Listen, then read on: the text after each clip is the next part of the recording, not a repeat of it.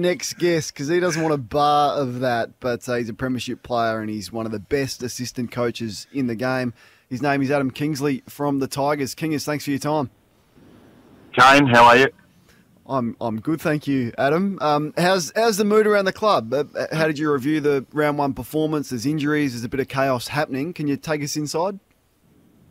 We were obviously quite disappointed with our performance, particularly that last quarter when Carlton were able to overrun us. So we reviewed that part of it pretty strongly. The reality is we just couldn't win the ball and get our ball use up and going. So we're aware of that. We're aware of what happened, and we've tried to implement some solutions around that hopefully we can see against GWS on Sunday. But the reality is, and I think we saw it last night, Carlton are a very good footy team. So we got beat by a really good team, which happens at times. And so we need to move on and focus on GWS and trying to continue to try and play our way. We think they're a pretty good team as well, Kingers, as I'm sure you are, despite them losing. But if the midfield's the issue and you come up against Kelly and Taranto and Green and Cornelio and Whitfield will float through there, like personnel-wise, how can you match them inside? Well, they're obviously really, really talented midfield and they've got a great mix of inside and outside ability. So it's going to be a challenge for us, but the reality is, we have structures on the inside, we have structures on the outside, and we ask our players to really execute their roles and their fundamentals. And a big part of the fundamentals is competing and being able to get their hands on the ball. And we're pretty confident with the guys we have. We think we're still a pretty good midfield. We just had what would probably be described as a poor quarter. So we're still quite confident, but we know that each and every week we're playing against good midfields. We're going to get challenged, and we need to be able to compete and get our hands on the ball and do what we've done for a long time now. Obviously, the best player in the game helps, and understand the sensitivities around the reason he hasn't trained this week. But when will you make a call whether or not Dustin plays? I think Dimmer's in contact with him.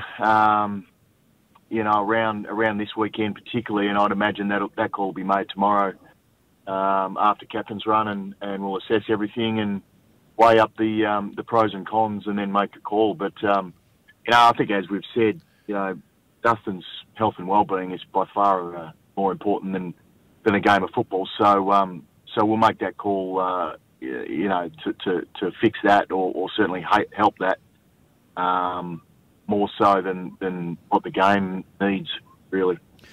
Adam, good luck this weekend. Everyone's sitting back looking at Richmond, waiting to see if the era's over. And they're probably thinking, okay, they may be getting one or two steps ahead of time. It is only the start of round two. But what do you see from an emotional point of view, the investment of this group? Do you see a different outfit than what we see? Last week was a bit underwhelming. Do you still see that same hunger and that same drive that you've seen the previous 3 to 4 seasons? Yeah, g'day, Kingy. I certainly do see that hunger.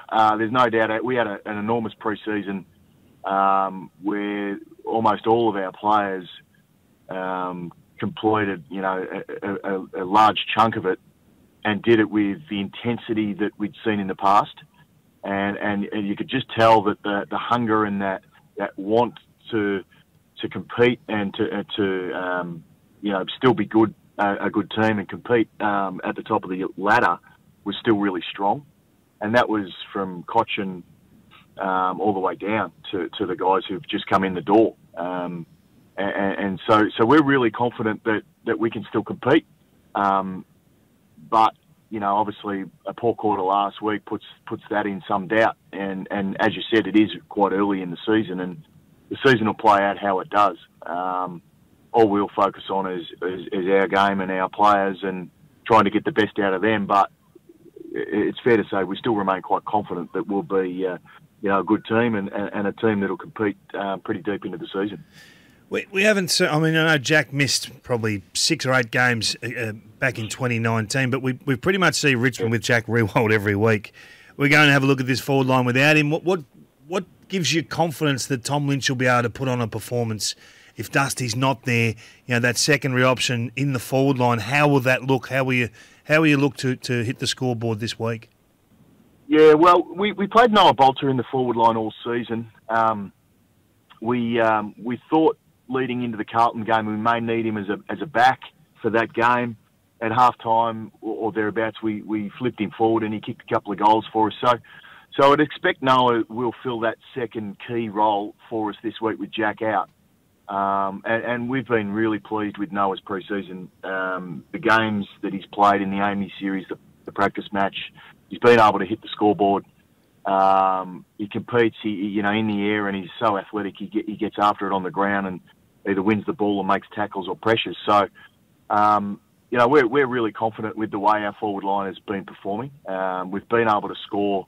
We've been able to maximise our entries. So, with Jack out, you're right. He hasn't missed too many games over his career, but and we're probably thinking it'll only be a week that he'll miss anyway. But yeah, we still remain confident with our avenues to goal. We think Baker and Edwards, George Castagna as these smaller guys have really provided enormous pressure for us across the course of round one and the Amy Stadium, the Amy series.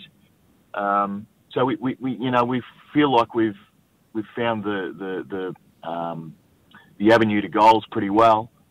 We've got to get it there a bit more, and we've got to be able to stop the opposition from scoring when they've got momentum. And we weren't able to do that in last quarter of round one. Richmond assistant coach Adam Kingsley joining us thanks to TC Boxes, home for trays, canopies and toolboxes. Kingers, I saw Dion Presti, he was running on Monday, so his hammy's obviously not that serious. But what happens at a footy club when you start to lose confidence in a star player like that who continually breaks down? How do you handle it, and how do you deal with it with a medical team? Yeah, look, Dion's had a couple of issues in the last couple of years. I think if you look back, he's had a syndesmosis in his ankle and then a few hamstrings. So we haven't yet lost confidence in Dion, but just the inconsistent nature of missing a couple, coming back, playing a chunk, missing a couple. Last year was a bit disappointing, and I think the whole shortened pre-season really compromised his preparation, to be fair. But we're hoping that this is just a hamstring injury that's quite incidental, and then he can move on, because he has had a really strong pre-season, and he was the one guy that we thought was really going to jump back to where he's been in the past. And you could argue in the first quarter and a half that he played, he was outstanding. So yeah, it's a frustrating one, and we'd love to have Dion out there each and every game, but we haven't this week, and we'll see what that means moving forward, whether he can get back, because you're right, it is minor. Whether we're a little bit cautious with it and make sure, or whether we get him back in for round 3, I'm not sure where it sits there. I'm not sure what the planning is. You need youth and you need talent. Sydney Stack has both. Why is he not playing?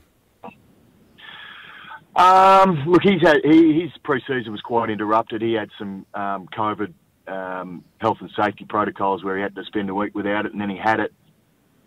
He's been a little inconsistent over that time. But he's working in the VFL. We're trying him in multiple positions, which is at times a little bit difficult to find for him.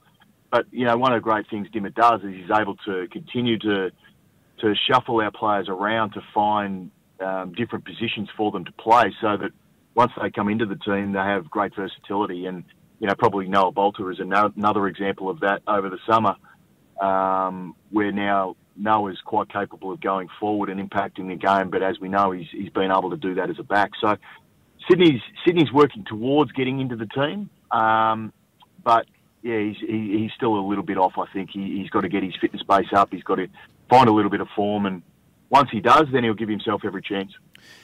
What you're supposed to say is, now, as an assistant coach, I'm voting for him to be in the team, but the others, he's in my team. You know the drill. Hey, just a quick one. Yeah. So what have you noticed across the competition? I know it's only early, one round and one game in, but it looks like teams are taking territory. It looks like they're trying to play faster footy. It's almost like they're trying to play the Richmond style. It's a bit of a challenge for you now, because every team's playing the same way you guys have. Yeah, it certainly feels like that, doesn't it? I think if you look at round one, uncontested marks, I think maybe 6 teams had over 80 uncontested marks, which in the past 80 has been sort of reasonably low. Yeah. But 6 teams had over 80 and they all lost. So it was quite an interesting round in that regards, and it does look like teams are looking to go forward. They're looking to play faster. They're looking to get the ball into their forward line or in their forward half, and then try and lock it in, which, as you said, Kingy, rightly, has been our way for a little while now. So it is a challenge. I think if you look at teams, their balance around the contest is far greater, which makes it harder to move the ball through the corridor, which is possibly why teams are now moving forward more. Yeah. So yeah, it's an interesting one. I mean, it's always difficult in round one. I think every year we say, the game's great, the scoring's increased, and by round sort of 5, 6, 7, it settles down a bit, and you find out what's actually happening. So probably a little bit too early to predict, but certainly the games that I've watched over round one and last night have been very entertaining. So hopefully that can continue. Good man, Kingers. Good luck on Sunday. Yeah, go well. Thanks, guys. Thanks for that.